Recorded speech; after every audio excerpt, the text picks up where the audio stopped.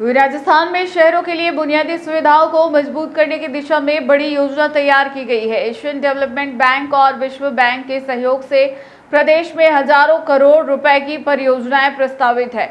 इन योजनाओं में उदयपुर को भी प्रमुख स्थान मिला है। शहर में अपशिष्ट जल प्रबंधन, शहरी यातायात सुधार और बाढ़ प्रबंधन जैसे महत्वपूर्ण कार्य किए जाएंगे, जिससे शहर की आधारभूत सुविधाओं को नया विस्तार मिलेगा। राजस्थान सरकार ने शहरी विकास को गति देने के लिए एशियन डेवलपमेंट बैंक और विश्व बैंक के सहयोग से कई महत्वाकांक्षी परियोजनाओं का प्रस्ताव तैयार किया है।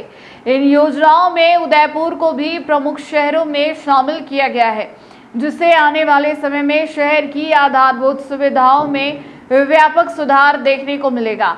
सबसे बड़ी योजना 4047 करोड़ रुपए की है, जिसके तहत प्रदेश में 67 शहरों में अपशिष्ट जल प्रबंधन और शोधित जल के पुनः उपयोग की व्यवस्था विकसित की जाएगी। इस परियोजना में उदयपुर सहित जयपुर, जोधपुर, कोटा, अजमेर, बीकानेर, भरतपुर, चित्तौड़गढ़, राजसमंद, नाथद्वारा, फतेहनगर, सागवाड़ा और अन्य शहरों को शामिल किया गया।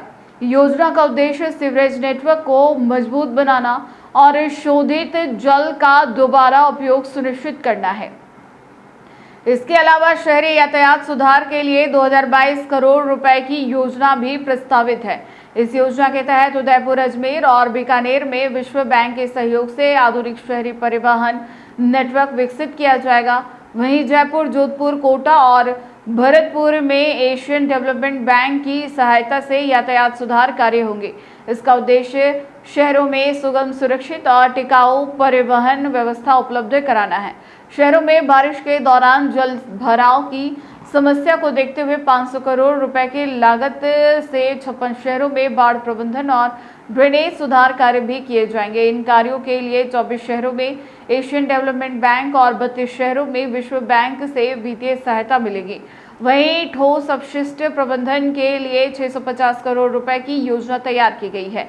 इसके तहत जयपुर, जोधपुर, कोटा और भरतपुर के साथ इनके 28 सैटेलाइट शहरों में आधुनिक कचरा प्रबंधन प्रणाली विकसित की जाएगी। सरकार का मानना है कि इन परियोजनाओं के क्रियान्वयन से उदयपुर सहित प्रदेश के शहरों में स्वच्छता, जल निकासी और यातायात व्यवस्था में भी सुधार होगा।